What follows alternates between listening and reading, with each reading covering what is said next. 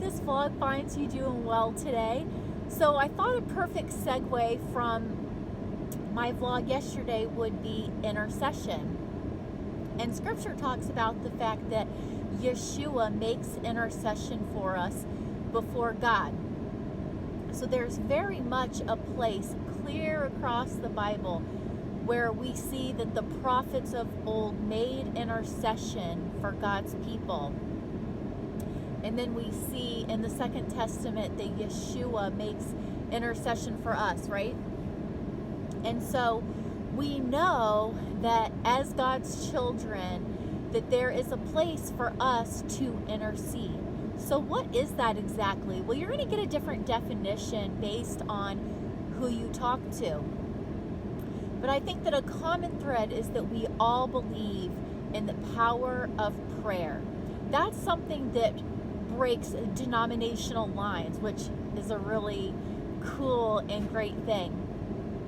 But how we approach that looks different from person to person. So I know that when I talk to God, at least in private, my prayer is a conversation. I know that for some people, it looks very formal.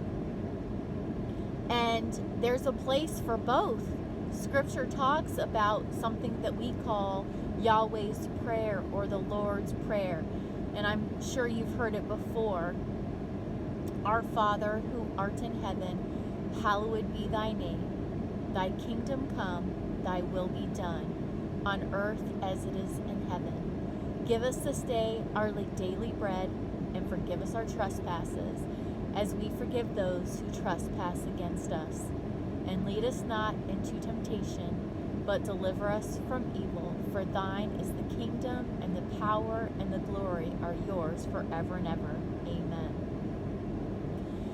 And you know, sometimes when you pray, you feel yourself kind of moving a little bit like this.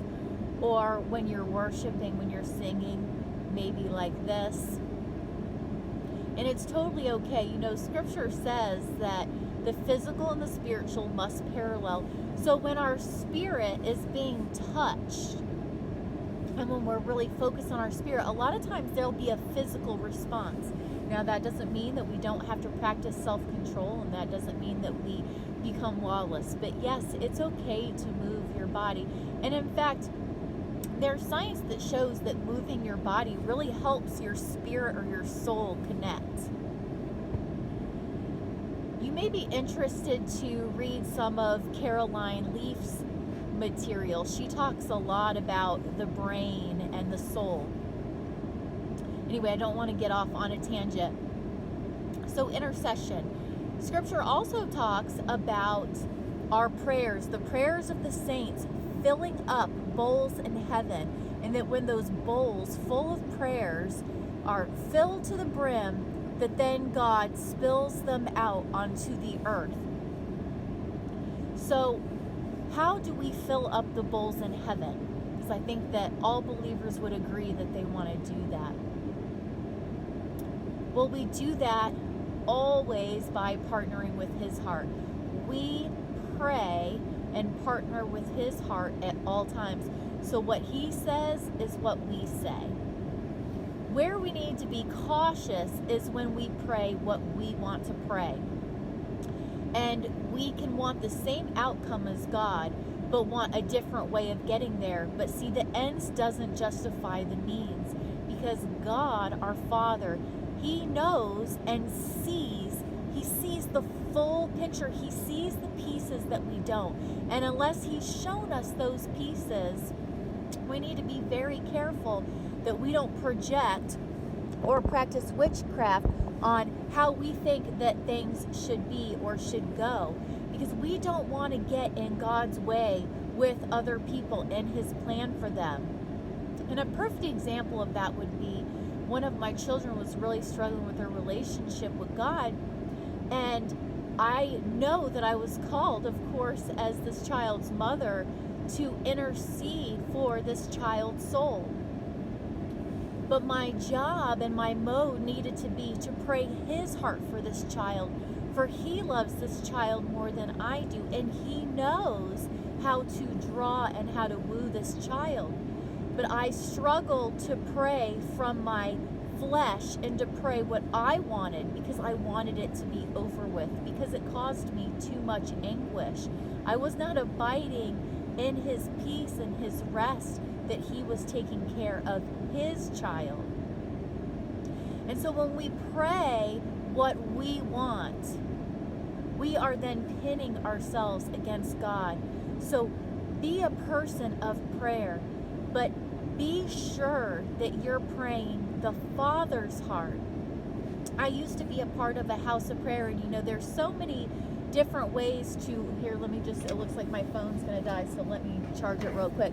There's so many ways to worship God. Some people go to churches, some people go to congregations, some people have home fellowships, some people go to apostolic centers, and some people go to houses of prayer.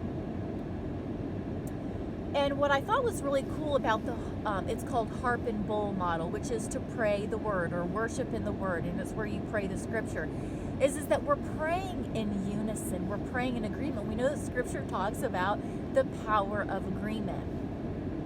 So I really have always enjoyed the contemplative prayer. What we have to be careful with is when we take these mandates, such as the Israel mandate. We know that scripture says we are to pray for Israel. If we do it out of religion or because we want something in return, we are not praying with his heart. He has a relational heart. We want to pray for Israel because we know that God cares for Israel, and we want to care about what he wants us to care about. And I'm just using Israel as an example. You could take any scriptural topic. We want to be careful that we don't just cherry pick scriptures and name it and claim it. We want to make sure it's the word of the hour, that it's his word. We want to make sure that we're honoring him. Sometimes all we have is but a groan, but that's okay. It's okay to not have words. Maybe you just need to pray in your prayer language if you speak in tongues, or to just sit quietly before him, meditating on him. Yes, there is a place for meditation. Scripture says to meditate on the word of God.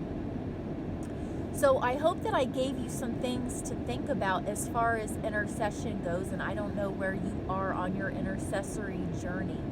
But I know that corporately, this is for all of us. So I hope that you have a beautiful rest of your day, and I will talk to you again soon. Bye.